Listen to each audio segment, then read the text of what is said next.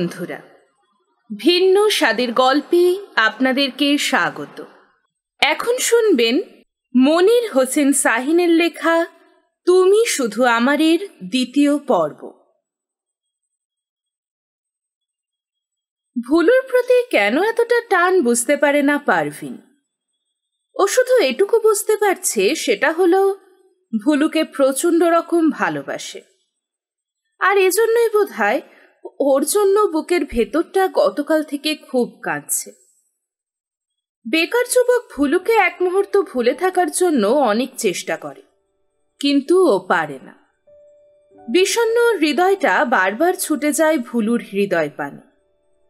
একবার নিজেকে বোঝায় পারভিন, যে যুবককে এত মিনতি করে ফেরাতে পারলাম না, সেই যুবকের কথা ভেবে আমি কষ্ট পাচ্ছি কেন?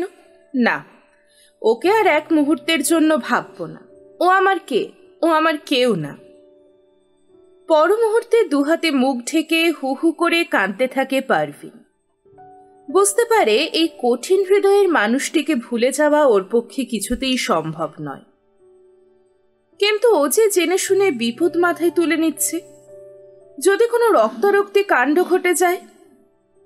পারভিন নিজের সঙ্গে প্রতিজ্ঞা করে, যে কোনো মূল্যে হোক ভুলুকে এ কাজটি করতে বাধা দেবে। আজ বিকেলের আগেই যা কিছু একটা করতে হবে। মিনিট কয়েক ভাবল পারভিন। তারপর উঠে দাঁড়িয়ে তৈরি হতে লাগলো বিউটিদের বাসায় যাবার জন্য। বিষণ্ণ মনে বিউটিদের বাসায় গেল পারভিন। বিউটির রুমে ঢুকে দেখল ছোট বোন সুইটিকে পড়া দেখিয়ে দিচ্ছে। পারভিনকে দেখে ছোট বোনটিকে পাশের রুমে পাঠিয়ে দিল। টুলটা পারভিনের দিকে এগিয়ে দিল বিউটি। বস। পারভিন টুলে না বসে খাটে গিয়ে বসল। ওর মুখ দেখে বিউটি বুঝতে পারল ওর মন খারাপ। কি রে, খবর কি? তোর মনটা খারাপ হয়ে আছে মনে হচ্ছে। আমি ওকে ফেরাতে পারলাম না রে বিউটি। পারভিনের কথার কোনো মাথা মুন্ডু বুঝতে না পেরে ভুরু কুঁচকে ওর দিকে এক মুহূর্ত তাকিয়ে রইল বিউটি। তারপর বলল, আমি কিন্তু তোর কথা কিছুই বুঝতে পারছি না। কাকে ফেরাতে পারলি না? ভুলুকে। ওকে যখন ফেরাতে পারলি না, তাতে তোর এত মাথা ব্যথা কেন? ওর ঝামেলা ও বুঝবে। হঠাৎ বিউটির হাত দুটো চেপে ধরে পারভিন বলল, না বিউটি, তুমি শুধু আমার না। ও কোনো ঝামেলায় জড়িয়ে পড়ুক, এটা আমি চাই না। কিন্তু কেন? কারণ আমি তাকে প্রচন্ড রকম ভালোবেসে ফেলেছি। গলাটা কেঁপে উঠল পারভিনের। পারভিনের কথাটা বেশ স্বাভাবিকভাবে মেনে নিল বিউটি। ও জানত পারভিন যে একদিন না একদিন এমন একটি কথা বলবে। তা এখন তুই কি করতে চাস? তুই আমাকে বুদ্ধি দে, আমি এখন কি করব? বসা থেকে উঠে রুমের ভেতর কয়েকবার পায়চারি করল বিউটি। পারভিনের সামনে দাঁড়িয়ে বলল, তুই এক কাজ কর, সোজা ভুলু ভাইয়াদের বাসায় চলে যা। ওর হাত দুটো চেপে ধরে অনুনয় বিনয় করে বল, দেখ কি বলে। আর এক ফাঁকে মনের কথাটাও জানিয়ে দেয় তাকে। তুই যাবি আমার সঙ্গে? না, তুই বরং একাই যা, কথা বলতে সুবিধে হবে তোর। বাসায় গিয়ে ভুলুকে পাবে কিনা সন্দেহের দোলায় দুলতে লাগলো পারভিনের মন। বান্ধবীর কাছে জানতে চাইল, বাসায় কি ওকে না পেলে? পাবি, এ সময় ভুলু ভাইয়া বাসাতেই থাকেন। বিউটির সঙ্গে কথা বলা মানে সময় নষ্ট করা মনে করল পারভিন। তাই যত তাড়াতাড়ি সম্ভব ওর কাছ থেকে বিদায় নিয়ে বেরিয়ে এলো। ভুলুদের বাসার ড্রয়িং রুমে ঢুকতেই কাজের বুয়ার সঙ্গে দেখা। তার কাছে পারভিন জানতে চাইল, ভুলুর ভাবি বাসায় নেই? এ না, বেগম সাহেব মার্কেটে গেছে। ভুলু সাহেব বাসায়? হ্যাঁ। তাকে একটু ডেকে দাও, বলো কি যে পারভিন এসেছে। মাথা নেড়ে সম্মতি জানিয়ে ভেতরে গেল কাজের বুয়া। মাত্র 2 মিনিটের মাথায় ভুলু এলো। পারভিনকে ড্রয়িং রুমে দাঁড়িয়ে থাকতে দেখে স্মিত হেসে বলল, আরে পারভিন যে, তা কখন এলে? এই তো ক মিনিট আগে। তা দাঁড়িয়ে কেন, বসো। পারভিনকে বসতে বলে নিজেই সোফায় বসলো ভুলু। ভুলুর মুখোমুখি সোফায় বসলো পারভিন। এবার বলো, কেমন আছো তুমি? আছি একরকম। একরকম মানে? ভালো থাকে কিভাবে বলুন, আপনারা যা শুরু করেছেন। আমরা যা শুরু করেছি মানে? এই যে দিনরাত শুধু মারামারি নিয়ে আছেন। এতে তোমার অসুবিধাটা কিসের? তাছাড়া আমি ন্যায়ের পক্ষে যুদ্ধ করি। আপনি কেন যাবেন যুদ্ধ করতে? দেশে কি কোনো আইন নেই? আছে আইন, তবে আমাদের সহযোগিতাও প্রয়োজন। ওসব বাদ দাও তো, বেড়াতে এসেছো, খুশির কথা বলো। সামনে বসা অদ্ভুত মানুষটির দিকে কিছুক্ষণ তাকিয়ে রইল পারভিন। চোখের কোণ দুটো চকচক করে উঠল।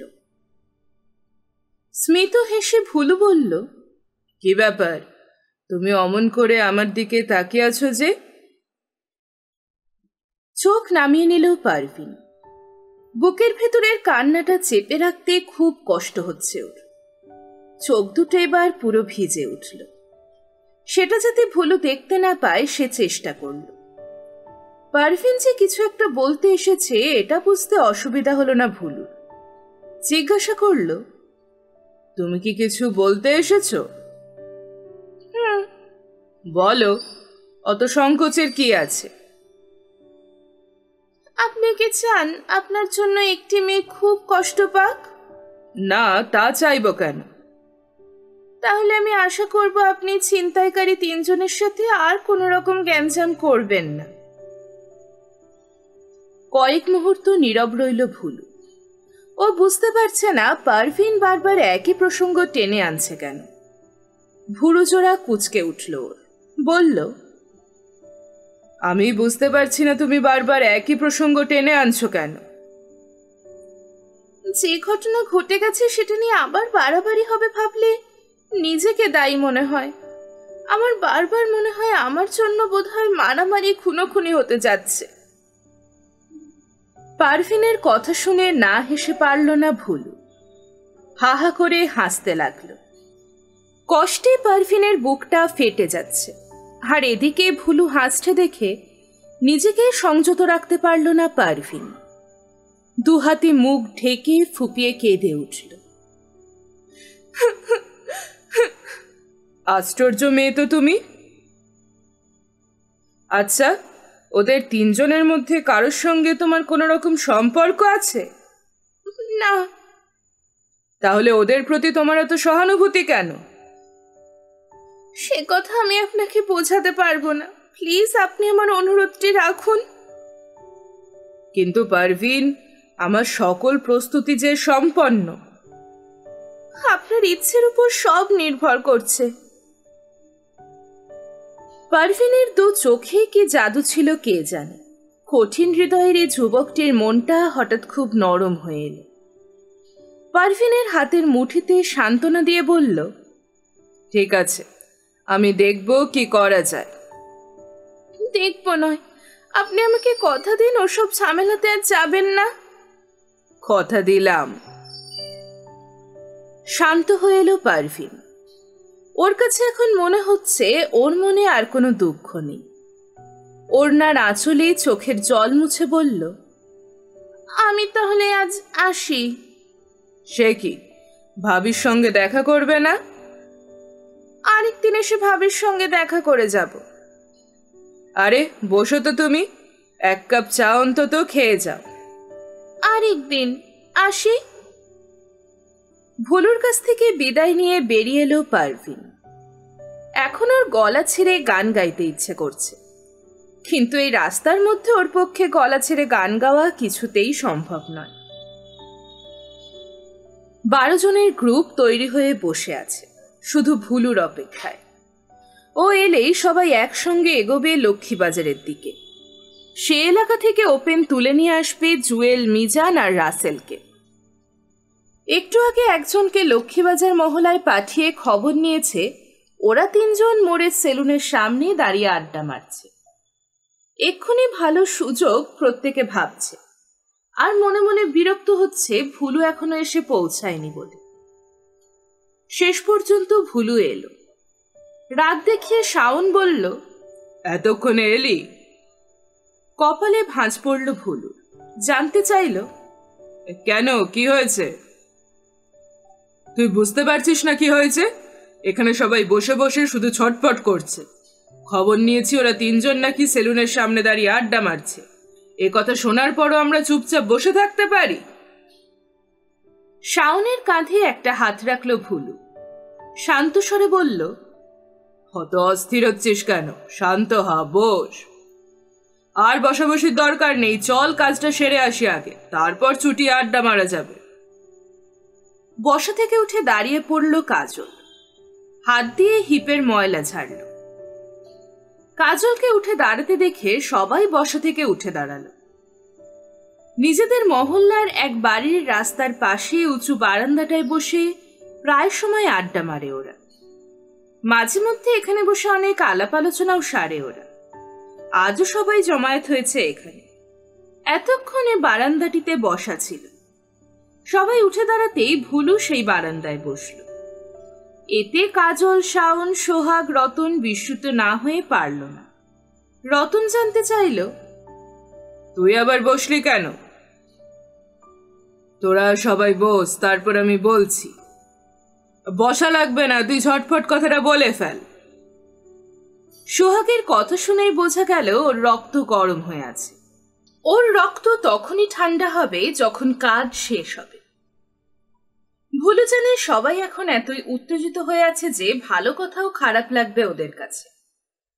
তবুও বন্ধুদেরকে বোঝাতে চেষ্টা করল, তোরা বস না আগে, কথাটা খুবই গুরুত্বপূর্ণ। বিরক্তির সাথে বারান্দায় বসলো শাওন। ওর পাশে বসলো কাজল। বাকি সবাই দাঁড়িয়ে তাকিয়ে রইল ভুলুর দিকে। ওর মুখ থেকে কিছু শোনার জন্য উদগ্রীব হয়ে আছে ওরা। একটা সিগারেট বের করে ধরালো ভুলু। তারপর মুখ থেকে ধোঁয়া ছাড়তে ছাড়তে বলল, শাওন, জুয়েলদের সঙ্গে যে গ্যাঞ্জামটা করব ভেবেছিলাম সেটা ক্যান্সেল করে দিয়েছি আমি। কেন? কেন আবার? আমি ভেবে দেখলাম ওরা তিনজন আমার উপর যে আঘাতটা করেছে সে শাস্তি ওরা হাজতেই পেয়েছে। কি দরকার আর ওদেরকে শাস্তি দেয়ার? আমি কিন্তু তোকে এই কথাটা বলেছিলাম ভুলু, তুই আমার কথাটা উড়িয়ে দিয়ে সিদ্ধান্ত নিলি ওদেরকে তুই নিজে হাতে ধোলাই করবি। তোর সিদ্ধান্ত মতোই এগোচ্ছি আমরা, আর তুই কিনা এখন এই চূড়ান্ত সময় বলছিস সে কথা। এই জন্য আমি দুঃখিত। ব্যাস, এক কথায় শেষ। ভুলু কোনো জবাব না দিয়ে নীরবে সিগারেট সাফ করতে লাগলো। ভুলু, তুই সত্যি করে বলতো, তুই হঠাৎ করে এত ভালো হয়ে গেলি কি জন্য? শাওনের এ কথাটাই ইয়ার্কি মেশানো নাকি রাগ মেশানো বুঝতে পারল না ভুলু। ওর দিকে একবার তাকিয়ে চোখ নামিয়ে নিল। এক কাজ করি, ভুলুর যাবার দরকার নেই, আমরাই গিয়ে কাজটা সেরে আসি। ভুলু বাধা দিয়ে কিছুটা চড়া গলায় বলল, আমি একবার বললাম এই সিদ্ধান্ত ক্যান্সেল, তারপরও আবার বাড়াবাড়ি করছিস কেন? ভুলুর রাগ মেশানো স্বর শুনে কাজলের গলার স্বরও চড়ে এলো। তুই কি আমাদের নেতা নাকি যে তোর সব কথাই আমাদেরকে শুনতে হবে? আমি বলেছি নাকি এ কথা? তোর কথাবার্তাই তো সে আভাস দিচ্ছে। এ ঝামেলাটা যেহেতু আমাকে নিয়ে, তাই আমার সিদ্ধান্তই চূড়ান্ত বলে বিবেচিত হবে। তোদের বেলাতেও এমন নিয়মই থাকবে। এ নিয়ম না হয় আমরা মেনে নিলাম, পরবর্তীতে এই সিদ্ধান্ত কার্যকরী হবে। তুই এখনকার ব্যাপারটা একটু ভেবে দেখ। রতন, আমি অনেক ভেবেই এ সিদ্ধান্ত নিয়েছি। তুই ভেবে দেখ ভুলু, আমাদের গ্রুপের অনেকে ভাবতে পারে তুই বোধহয় গোপনে খবর নিয়ে জেনেছিস যে জুয়েলদের ক্ষমতা আমাদের চেয়ে বেশি, আর এজন্যই তুই তাদের সঙ্গে লড়তে চাইছিস না। তোকে সবাই কাপুরুষ ভাবতে পারে। ভাবলে ভাবুক গিয়ে। কেউ আর এ ব্যাপারে একটি কথাও বলল না। তবে সবাই ভুলুর প্রতি খুব অসন্তুষ্ট হলো। একদম ভালো লাগছে না ভুলুর। বন্ধুদের কাছে নিজেকে খুব অপরাধী মনে হচ্ছে। কেমন এক নিঃসঙ্গতা অনুভব করছে। ওর কাছে মনে হচ্ছে এই মুহূর্তেও একা এক পক্ষে, আর বন্ধুরা সবাই অন্য পক্ষে। জরুরি কাজ ফেলে এসেছিলাম, যাই।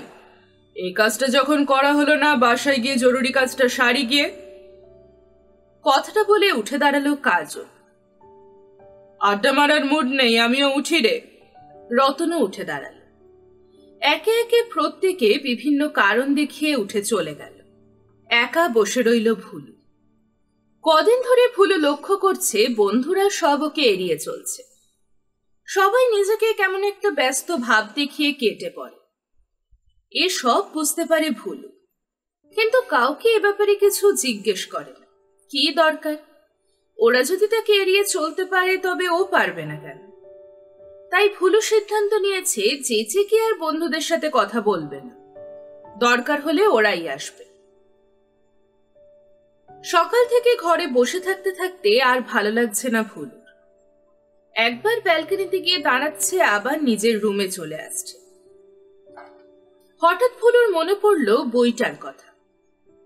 গত কটা দিন বন্ধুদের সঙ্গে আড্ডা মারতে পারেনি বলে ওর কিছুতেই সময় কাটছে না। তাই দোকান থেকে কটা বই কিনে এনেছে পড়ে সময় কাটাবে বলে।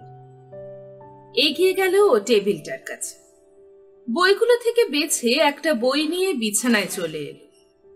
তারপর বইটার প্রতি মনোযোগ দিল। ভুলু, এই ভুলু, কি করছো তুমি? ভেতর রুম থেকে ডাকতে ডাকতে নাসরিন ভাবি এলেন। বইয়ের পাতা থেকে দৃষ্টি না সরিয়েই ভুলু জবাব দিল, দেখছো না কি করছি? তা দেখতে পাচ্ছি। তাহলে জিজ্ঞেস করছো কেন? নাসরিন ভাবি কোনো জবাব দিলেন না। হাত বাড়িয়ে ভুলুর হাত থেকে বইটা টেনে নিলেন। বইটার প্রচ্ছদের দিকে একবার নজর বুলিয়ে ঠোঁটে হাসির রেখা টেনে বললেন, তুমি আছো, সবাই আছে। ওরে বাবা, এই যে দেখছি লাভ স্টোরি। কেন, লাভ স্টোরি পড়তে নেই নাকি? না, তা হবে কেন? তোমাদের বয়সীরাই তো বেশি লাভ স্টোরি পড়ে। দাও বইটা দাও।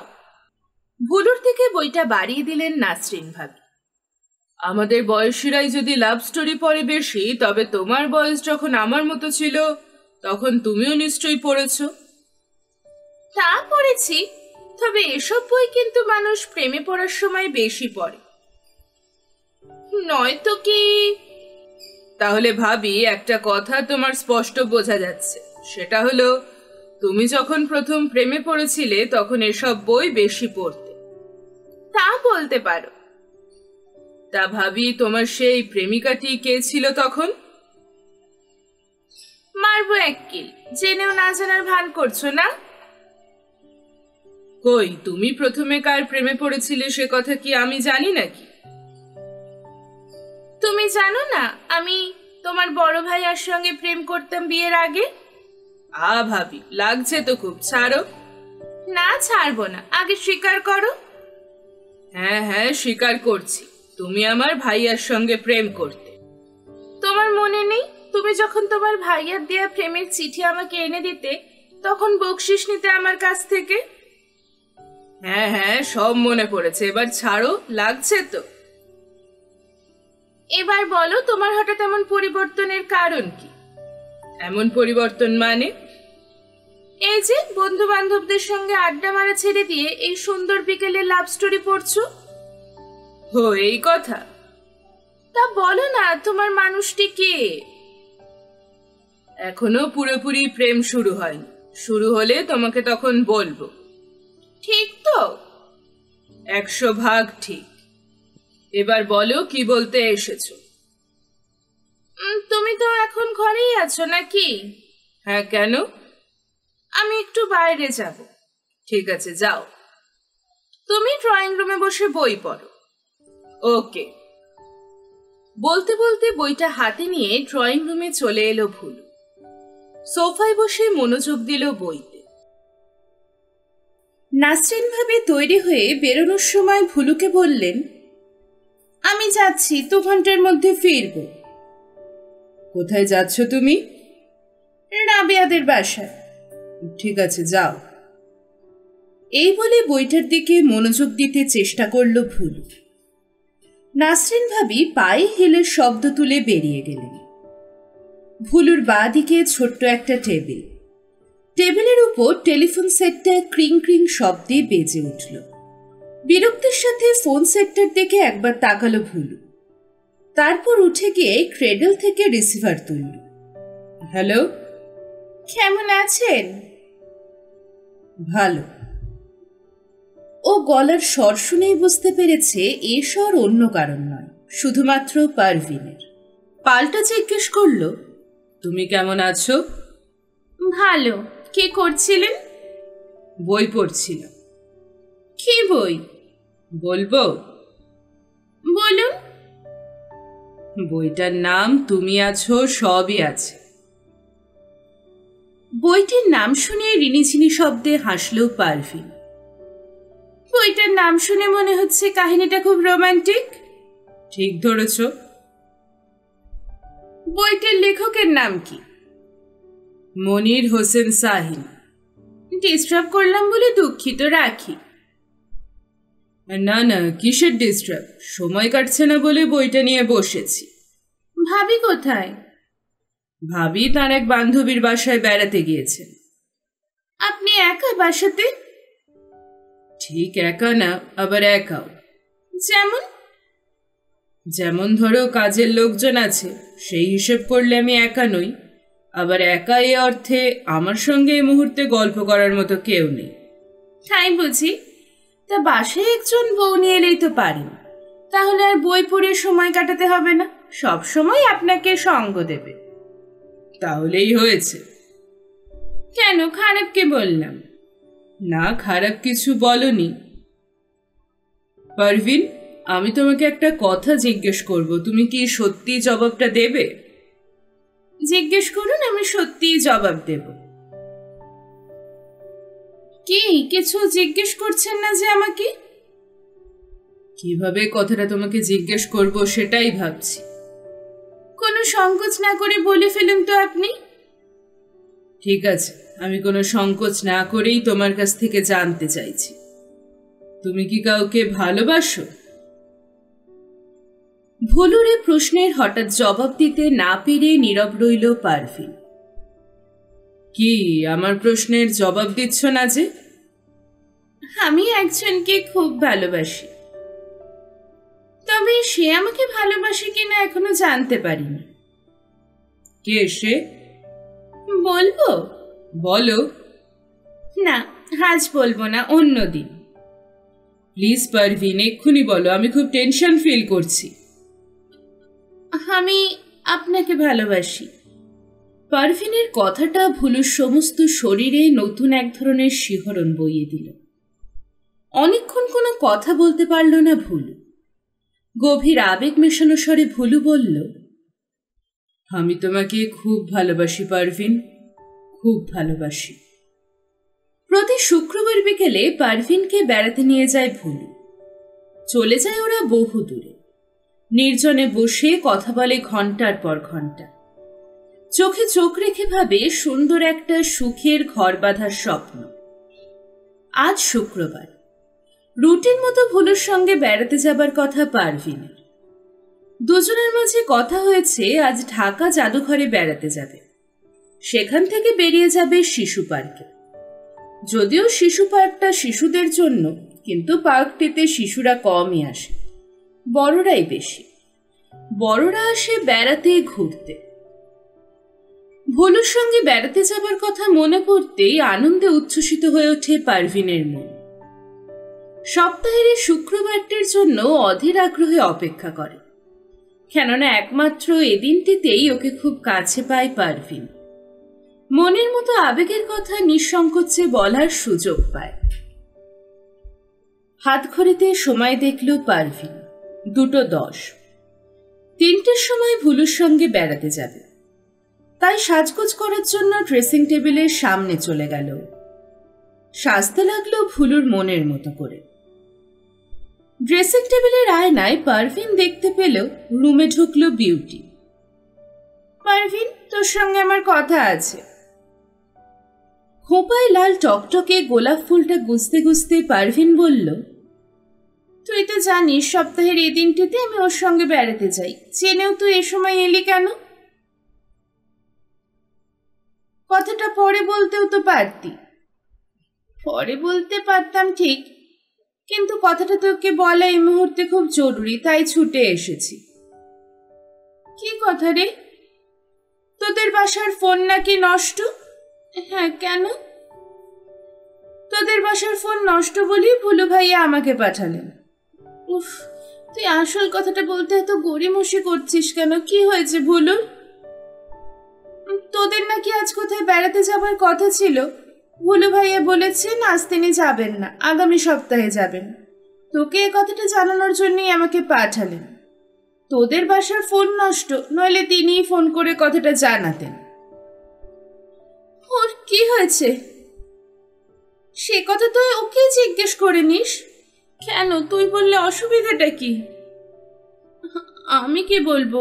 হয়তো তার কোনো অসুবিধা আছে বলেই বেড়াতে যাওয়া ক্যান্সেল করেছেন। ওর সঙ্গে তোর কোথায় দেখা হয়েছে? ভুলু ভাইয়াকে দেখতে তাদের বাসায় গিয়েছিলাম, তখন তিনি আমাকে বললেন তোর কথা। ওকে দেখতে বাসায় গিয়েছিলি মানে কি হয়েছে ওর? না না, তেমন কিছুই হয়নি। অনেকদিন ধরে তার সঙ্গে আমার দেখা নেই, তাই তাকে দেখতে গিয়েছিলাম। বিউটি যে সত্যি কথা বলছে না, ওর কথাবার্তা শুনেই বুঝতে পারল পারভিন। মনের ভেতর ওর নানা রকম সন্দেহ দেখা দিল। জিজ্ঞেস করল, ও এখন বাসাতেই? হ্যাঁ। কি করছে ও? শুয়ে আছে। বিউটি, আমার কেন জানি মনে হচ্ছে তুই আমার কাছে সত্যি কথা বলছিস না, আসল কথাটা লুকিয়ে যাচ্ছিস। বিউটি, ভুলু তোর খালাতো ভাই, কথাটা ঠিক। আমিও কিন্তু তোর ঘনিষ্ঠ বান্ধবী। আমি আশা করব আমার কাছে কোনো ব্যাপার লুকোবি না। ও কি কোনো অঘটন ঘটিয়েছে? পারভিন, ভুলু ভাইয়া যদিও তোকে কথাটা বলতে আমাকে নিষেধ করেছেন, তবুও আমি তোকে বলছি। ভুলু ভাইয়া আজ সকালে কাদের সঙ্গে যেন মারামারি করতে গিয়ে মাথা ফাটিয়ে এসেছেন। তার শরীরের বিভিন্ন জায়গায় ব্যান্ডেজও দেখলাম। বিউটির মুখ থেকে কথাটা শোনার সঙ্গে সঙ্গে হু হু করে কেঁদে উঠল পারভিন। কতবার ভুলুকে নিষেধ করেছে ও এসব ঝামেলাতে না যেতে, কিন্তু কে শোনে কার কথা? ভুলু ওর কথা রাখেনি। বান্ধবীর কাঁধে হাত রেখে বিউটি সান্ত্বনা দিয়ে বলল, কেঁদে আর কি হবে পারভিন? যা হবার তা তো হয়েই গেছে। ভবিষ্যতে যেন আরো এসব ঝামেলাতে না যায়, ওকে বুঝিয়ে দেখ। চল ওদের বাসায় যাই। আচ্ছা চল। ভুলুদের বাসায় এসে ওরা দেখল পুরো বাড়িটা কেমন থমথমে। ভুলু তার বিছানায় চিত হয়ে শুয়ে আছে। ওর মাথায় ডান হাতে ব্যান্ডেজ। ওর সামনে একটা চেয়ারে বসে আছেন নাসরিন ভাবি। তিনি যে এতক্ষণ কেঁদেছেন তার চোখ মুখ দেখেই বোঝা যাচ্ছে। পারভিনকে দেখে তিনি ভুলুর রুম ছেড়ে বেরিয়ে গেলেন। বেরিয়ে যাবার সময় তিনি পারভিনকে একটি কথাও বললেন না বা জিজ্ঞেস করলেন না। ভুলু ঘুমিয়ে আছে। ওর শিয়রের কাছে বসে অনেকক্ষণ ভুলুকে দেখল পারভিন। বুকের ভেতরের কষ্টটাও সংযত রাখতে পারল না। দু হাতে মুখ ঢেকে ফুঁপিয়ে কাঁদতে লাগল। কিভাবে যে অনেকক্ষণ সময় কেটে গেল সে খেয়াল নেই পারভিনের। নিজের কাঁধে হাতের স্পর্শ পেয়ে তাকাল। দেখতে পেল ভুলু জেগেছে। জি পারভিন, কাঁদে না। আমাকে কষ্ট দিয়ে তুমি কি সুখ পাও? প্লিজ পারভিন, শান্ত হও। বিশ্বাস করো তুমি, আমি তোমার কোনো কথা শুনতে চাইনি। তুমি আগে শুনেই দেখো না দোষটা কার। আমাদের গ্রুপের খোকনকে শাঁখারি বাজারের কয়েকজন মিলে মেরে দিয়েছে। সেটা নিয়ে গ্যাঞ্জাম করতে গিয়ে হয়েছে। আর শুনতে চাই না তোমার ওই গ্যাঞ্জামের কথা। বিবাদ ছাড়া কি তুমি আর কিচ্ছু বোঝো না? এভাবে কি তোমার জীবনটা কাটবে? না, তা কাটবে কেন? তুমি দেখো, কদিনের মধ্যে আমি ব্যবসা শুরু করব। তুমি তো আমাকে বলেছিলে এসব গ্যাঞ্জামে আর কখনো যাবে না, সে কথা রেখেছো? পরিস্থিতি আমাকে বাধ্য করেছে গ্যাঞ্জামে যেতে। বারবার পরিস্থিতি তোমাকে বাধ্য করবে গ্যাঞ্জামে যেতে, তুমি যাবে। আর এদিকে যে তোমার ব্যবসা লাটে উঠবে সেটা ভেবে দেখেছো? না, ব্যবসা শুরু করলে কি আর ওসবে যাব? তুমি কি আমাকে ভালোবাসো না বাসো না, সত্যি করে বলো তো। পাগলি মেয়ে, তুমি বুঝতে পারো না আমি তোমাকে কতটুকু ভালোবাসি। তোমাকে যদি ভালো নাই বাসতাম তবে কি আমি রাত দিন তোমাকে শুধু ভাবতাম? তাহলে তুমি আমার গা ছুঁয়ে প্রতিজ্ঞা করো কখনো আর ওসব ঝামেলার মধ্যে যাবে না। আমি তোমাকে কথা দিলাম, আর ওসব গ্যাঞ্জামের ধারে কাছে যাব না। তুমি আমাকে ছুঁয়ে বলো। এই আমি তোমাকে ছুঁয়ে প্রতিজ্ঞা করে বললাম, কখনো আর ওসব গ্যাঞ্জামের মধ্যে যাব না। আমিও তোমার কাছে প্রতিজ্ঞা করে বলছি, তুমি যদি আর কখনো ওসব ঝামেলার মধ্যে যাও তবে আমি চিরদিনের মতো হারিয়ে যাব। ছি, ওসব অলক্ষণে কথা বলতে নেই। তুমি জানো না আমি তোমাকে কত ভালোবাসি। তোমার এই অবস্থা দেখে আমার কি যে কষ্ট হচ্ছে সেটা একমাত্র আমি বুঝি। পারভিনের হাতটা টেনে আলতো চুমু খেয়ে বলল, আর তোমাকে কষ্ট দেব না। আমি ভালো হয়ে উঠলেই ব্যবসায় মনোযোগ দেব। সত্যি? ধীন সত্যি।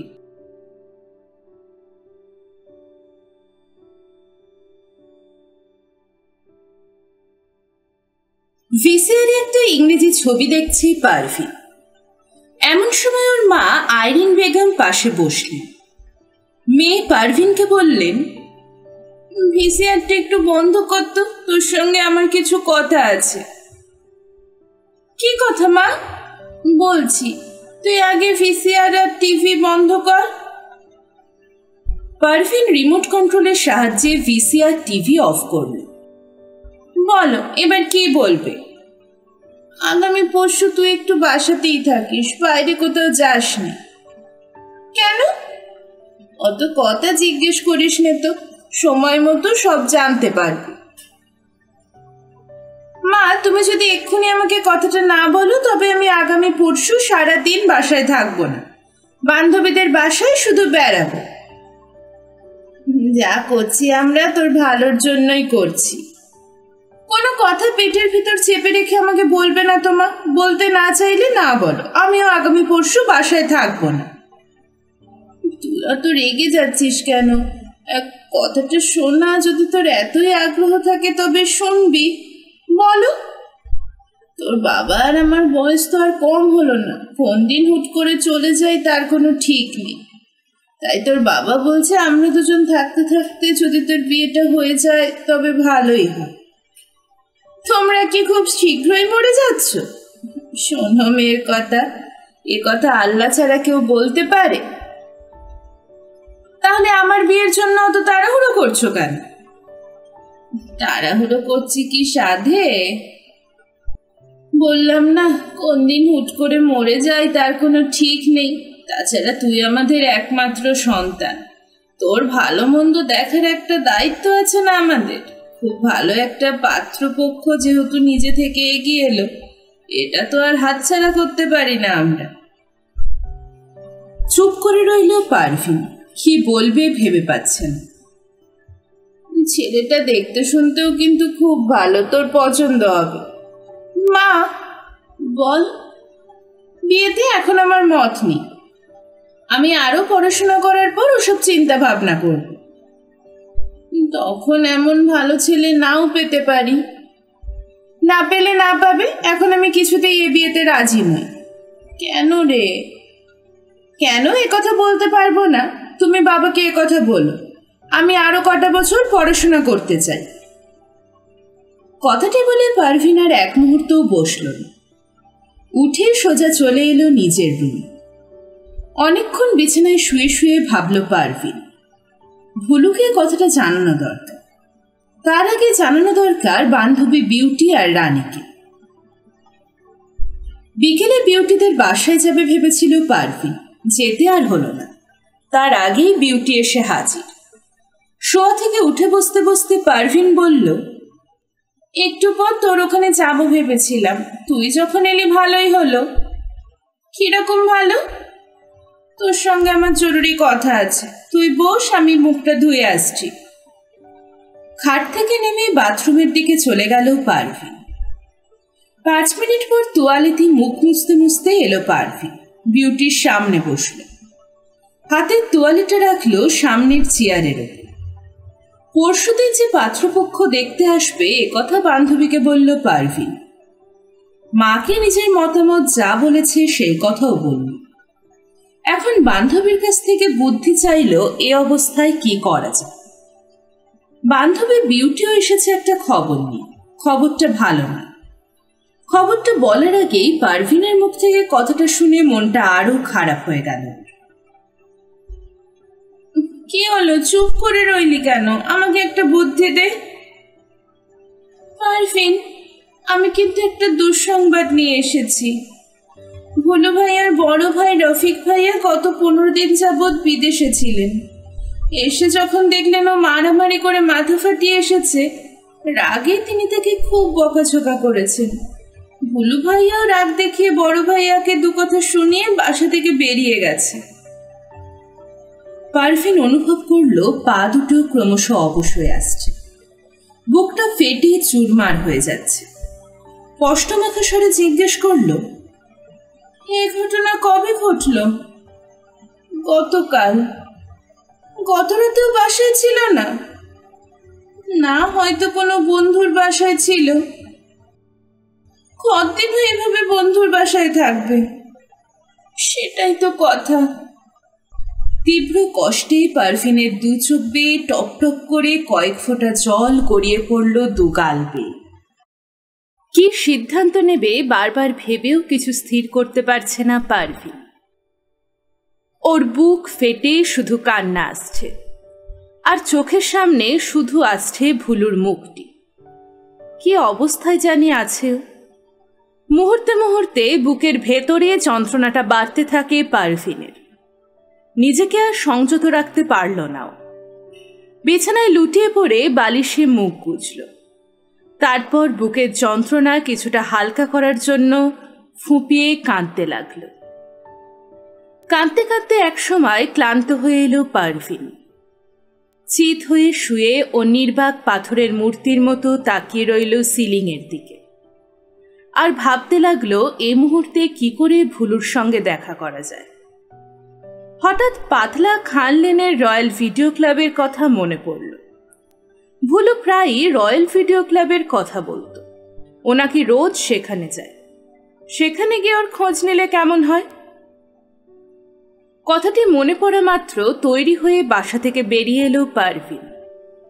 রয়্যাল ভিডিও ক্লাবে পৌঁছাতে বেশিক্ষণ সময় লাগলো না। রিকশায় বসে থেকে উঁকি মেরে দেখল ভুলু ভিডিও ক্লাবের ভেতরে বসে আছে, ওর হাতে একটা ম্যাগাজিন। পারভিন রিকশাওয়ালাকে পাঠালো ভুলুকে ডেকে আনতে।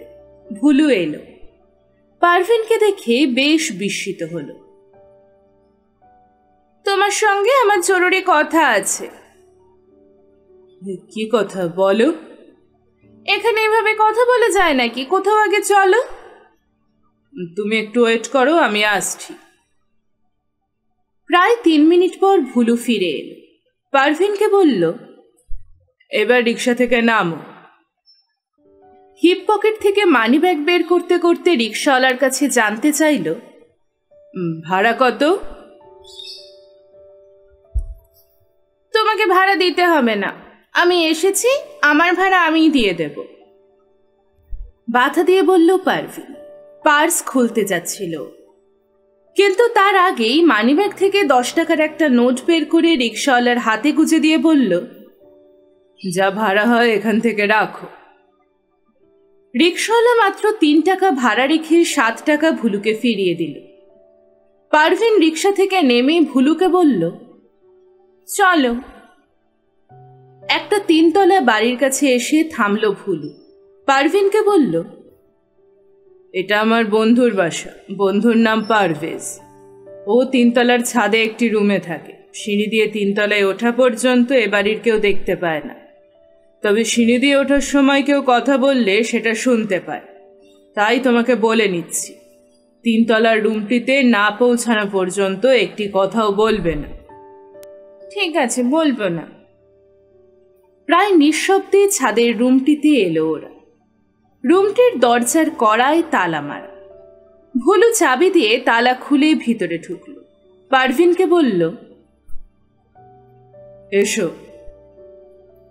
রুমটিতে ঢুকে পুরো রুমটা দেখল পারভিন।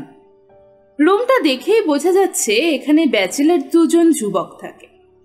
রুমের এক কোণে একটা খাট, অন্য কোণে একটা টেবিল, টেবিলের উপর অনেকগুলো মোটা বই, একটা চেয়ারে অনেকগুলো জামা কাপড় স্তূপাকারে রাখা। ভুলু একটা চেয়ার টেনে এনে পারভিনের সামনে রেখে বলল, তুমি বসো এখানে। পারভিন চেয়ারটায় বসল, হাতের পার্সটা রাখলো খাটের উপর। পারভিনের মুখোমুখি খাটের কিনারে বসল ভুলু। এবার বলো, কি জরুরি কথা বলতে এসেছো? তুমি নাকি বড় ভাইয়ার সঙ্গে রাগ করে বাসা থেকে বেরিয়ে এসেছো? কেন? কেন আবার? আমার সঙ্গে খারাপ ব্যবহার করেছে খুব, তাই চলে এসেছি। কেন, বিউটি তোমাকে কিছু বলেনি? বলেছে, মারামারি করে মাথা ফাটিয়ে এসেছো শুনে নাকি খুব গালমন্দ করেছেন তোমাকে। আচ্ছা, অন্যায় তো তিনি বলেননি কিছু। ছোট ভাইয়ের অন্যায় দেখলে বড় ভাই শাসন করবে না, তাই বলে কি কেউ বাসা থেকে বেরিয়ে আসে? তুমি জানো না পারভিন, কড়া কড়া অনেক কথা শুনিয়েছেন ভাইয়া আমাকে। তুমি যেহেতু তার আশ্রয়ে আছো, হাজার গালমন্দ করলেও সব তোমার সহ্য করা উচিত ছিল। তারটা খাই পড়ি বলে এতই অবহেলা করবে নাকি আমাকে? হ্যাঁ হ্যাঁ করবে। যতদিন না তুমি নিজের পায়ে দাঁড়াতে পারছো ততদিন তোমাকে এসব সহ্য করতে হবে। তাছাড়া আমি তার কোনো অন্যায় দেখছি না। তোমাকে গালমন্দ করেছেন তোমার ভালোর জন্যই। কিন্তু আমি সেটা মানতে রাজি নই। কষ্টে পারভিনের 2 চোখ ছলছল করে উঠল। নিজেকে সামলে নিয়ে জিজ্ঞেস করল, তা বাসা থেকে তো বেরিয়ে এলে, এখন থাকবে কোথায়, খাবে কি? আপাতত এই রুমটিতে আমার বন্ধুর সঙ্গে আছি। পারভেজ আমার খুবই ঘনিষ্ঠ বন্ধু, ওদের ঘরেই খাচ্ছি। ওদের পরিবারের সঙ্গে আমার অনেক দিনের ঘনিষ্ঠ সম্পর্ক। কদিন তোমাকে এভাবে থাকতে খেতে দেবে? আপাতত চলুক না কতদিন, এরই মধ্যে আয়ের একটা পথ খুঁজে নেব। তা না হয় নিলে, এদিকে আমার খবর শুনেছ? তোমার খবর মানে? আমার বিয়ে ঠিক হচ্ছে। পারভিনের কথাটা বিষের ছুরির মতো ভুলুর হৃৎপিণ্ডে আঘাত হানল। ওর কাছে মনে হলো পায়ের নিচে থেকে মাটি যেন সরে গেল। অনেকক্ষণ ও কোনো কথা বলতে পারল না। কষ্টমাখা স্বরে পারভিন জানতে চাইল, আমি বিয়েতে রাজি নই এ কথা মাকে বোঝাতে চেষ্টা করেছি, কিন্তু মা সেটা মানতে রাজি হচ্ছেন না। এখন আমি কি করব ভুলু? ভুলু কোনো জবাব দিতে পারছে না। 2 হাতে মাথার চুলগুলো খামচে ধরে বিছানায় চিত হয়ে শুল। চেয়ার ছেড়ে খাটের কিনারে বসলেও পারভিন। ভুলুর একটা হাত চেপে ধরে হতাশার স্বরে বলল, বলো, আমি যে কোনো উপায় দেখছি না, একটা কিছু করো তুমি। নিজে ভেঙে পড়লেও পারভিনকে ভেঙে পড়তে দিতে চায় না ভুলু। ও বসল, বলল, ভাবছি কি করা যায়। কিন্তু কাল যে আমাকে দেখতে আসবে। কে দেখতে আসবে? ছেলের পক্ষ থেকে নাকি কে দেখতে আসবে আমাকে। তুমি কি চাও অচেনা অদেখা এক যুবক এসে আমাকে বধূ করে তোমার সামনে দিয়ে নিয়ে চলে যাক? না না পারভিন, এটা কখনো হয় না। আমি কখনো সেটা হতে দেব না। তুমি শুধু আমার, শুধুই আমার, আমার একার। গভীর কষ্ট আর আবেগ মিশিয়ে কথাটা বলতে বলতে পারভিনকে খুব কাছে টেনে নিল ভুলু। চোখে চোখ রেখে তাকিয়ে রইল দুজন দুজনার দিকে। পারভিন হঠাৎ কেঁদে উঠে ভুলুকে জড়িয়ে ধরল। কেঁদে কেঁদে বলতে লাগলো, ভুলু, আমি তোমাকে ছাড়া কিছুতেই অন্য কাউকে স্বামী হিসেবে মেনে নিতে পারবো না। তুমি আমাকে বাঁচাও ভুলু, তুমি আমাকে বাঁচাও। ভুলু ওকে কোনো সান্ত্বনার বাণী শোনাতে পারে না, শুধু ওর পিঠে সান্ত্বনার পরশ বুলিয়ে দিতে থাকে। অনেকক্ষণ সময় কেটে যাবার পর শান্ত হয়ে এলো ওরা। ভুলু ওর চোখের জল মুছে দিয়ে আশা দিল, তুমি আগামীকাল দিনটা কোনো রকমে ম্যানেজ করো, আমি আজ আর কালকের মধ্যে একটা কিছু করবই।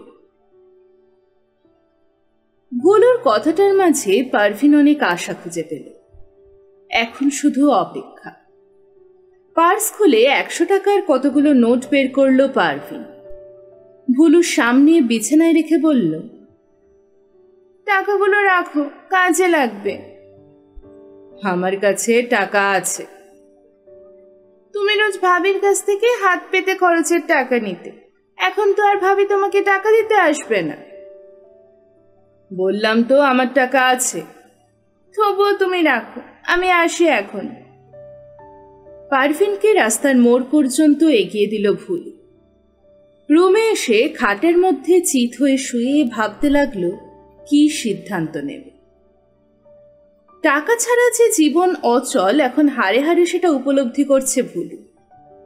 এতদিন পকেট ভর্তি টাকা ছিল বলে বন্ধু বান্ধবের অভাব ছিল না, এখন ওর কেউ সঙ্গে নেই। ওকে দেখলেই কেমন করে কেটে পড়বে সে চেষ্টা করে। প্রত্যেকেই এড়িয়ে চলছে ওকে। নাসরিন ভাবির কথা মনে পড়তেই 2 চোখ ভিজে এলো ভুলু। যখন বড় ভাইয়ার প্রতি রাগ দেখিয়ে বাসা থেকে বেরিয়ে আসছিল, তখন নাসরিন ভাবি ভুলুর পথ রোধ করে দাঁড়িয়েছিলেন। অনেক মিনতি করেছিলেন ভুলু যেন বাসা ছেড়ে চলে না যায়, কিন্তু ভাবির কোনো মিনতি গ্রহণ করেনি ভুলু। প্রিয় ভাবিকে ধাক্কা দিয়ে সরিয়ে এসেছে। ওর জন্য যে নাসরিন ভাবি নিঃশব্দে কাঁদবেন এ কথা জানে ভুলু। ভাবির জন্য ওর টানও কম না, কিন্তু উপায় নেই। বড় ভাইয়াকে যে কথা বলে এসেছে, এখন আর বাসায় ফিরে যাবার মুখ নেই। তাছাড়া ভুলু যাবেও না। নিজে একা একা এখানে যদি কিছু করতে পারে তো করবে, নয়তো দেশের বাড়ি চলে যাবে। ওখানে সবাই আছেন, মা আছেন, বাবা আছেন, ছোট বোন রোশনা আছে। ওখানে গেলে একটা কিছুর ব্যবস্থা হয়েই যাবে। গোল্লায় যাক পড়াশোনা। তাছাড়া পড়াশোনা তো আগেই ছেড়ে দিয়েছে।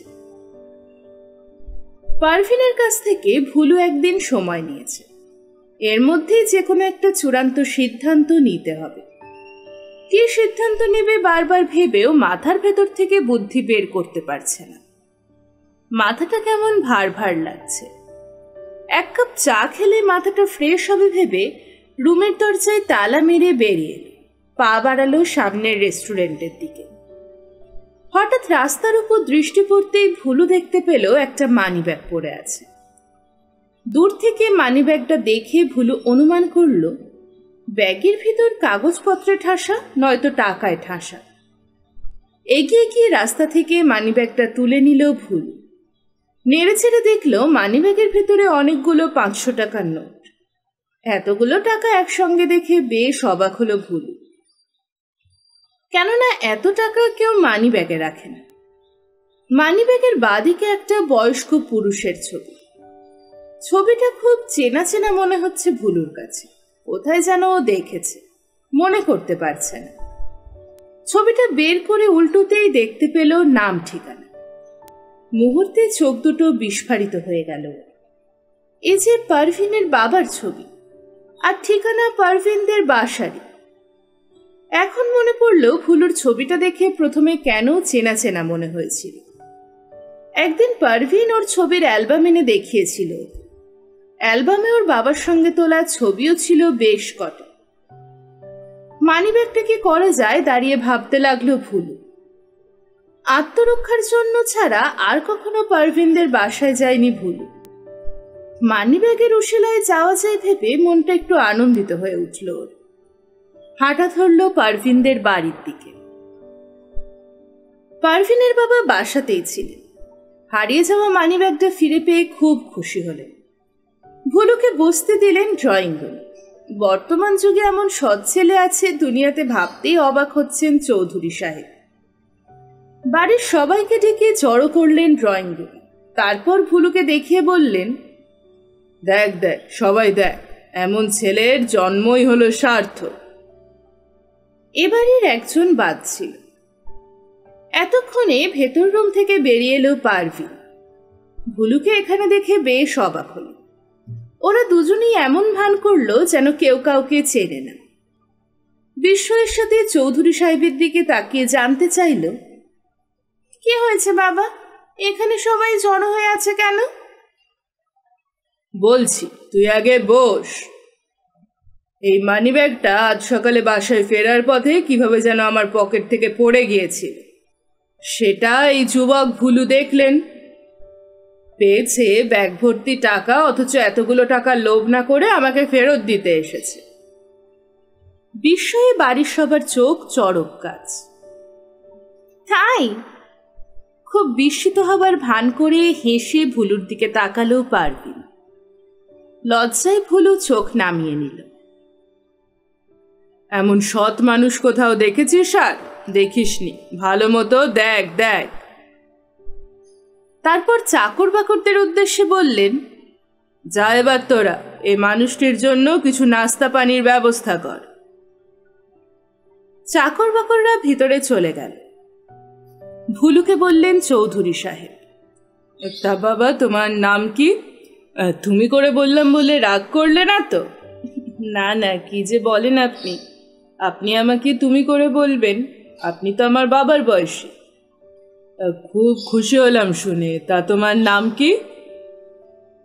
আমার নাম ভুলু। করো কি?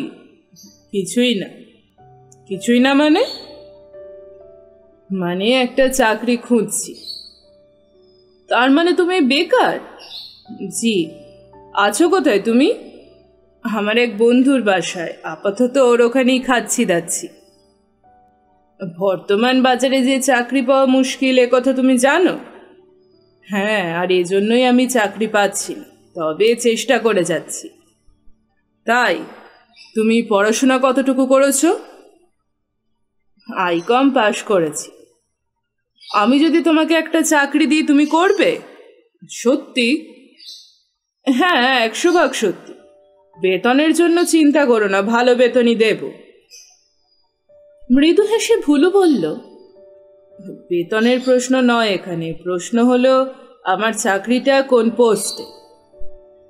আমার অফিসে একজন অ্যাসিস্ট্যান্ট ম্যানেজার দরকার, তুমি সে দায়িত্ব পালন করবে? আমার তো এ ব্যাপারে কোনো অভিজ্ঞতা নেই। অভিজ্ঞতার দরকার নেই, কার্ড দিচ্ছি, আগামীকাল তুমি অফিসে এসে আমার সঙ্গে যোগাযোগ করবে। ম্যানেজার একা সব দিক সামাল দিতে পারছে না ইদানিং, ওর কাজ কিছুটা তোমার উপর ছেড়ে দেব। সম্মতিসূচক মাথা কাত করল ভুলু। ইতিমধ্যে ছোট কাজের মেয়েটা চা নাস্তা দিয়ে গেল। খেতে খেতে কথা বলতে লাগলো ভুলু আর চৌধুরী সাহেব। বাকি সবাই দর্শক যেন। চৌধুরী সাহেব নিজের স্ত্রী ও মেয়ে পারভিনের সঙ্গে ভুলুকে পরিচয় করিয়ে দিলেন। পারভিন আর ভুলু পরিচিত হবার সময় মনে মনে হাসল। একসময় ভুলু সবার কাছ থেকে বিদায় নিয়ে বেরিয়ে এল। এতক্ষণ শুনছিলেন মনির হোসেন শাহিনের লেখা তুমি শুধু আমারের দ্বিতীয় পর্ব।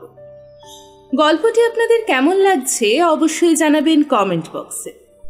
আর এখনো যদি আমার চ্যানেলটিকে সাবস্ক্রাইব করে না থাকেন, এক্ষুনি চ্যানেলটিকে সাবস্ক্রাইব করে নিন।